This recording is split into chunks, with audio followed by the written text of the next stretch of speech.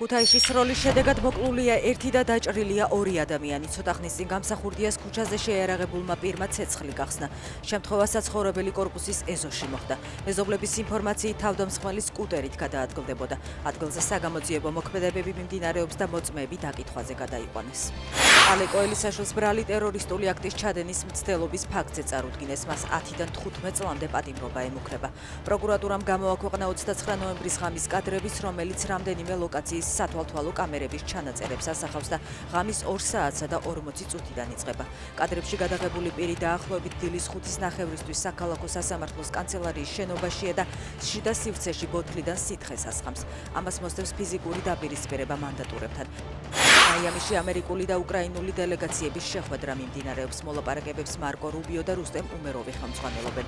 საბოლოო მიზანი მხოლოდ ომის დამთავრება არაა, ეს ეხება ომის იმგვარ დამთავრებას, რომ უკრაინა სუვერენული და დამოუკიდებელი დარჩეს, ამბობს რუბიო. გვაქვს მკაფიო დირექტივები და პრიორიტეტები, რეალური მშვიდობა და გარანტირებული უსაფრთხოება, განაცხადა უმეროვმა.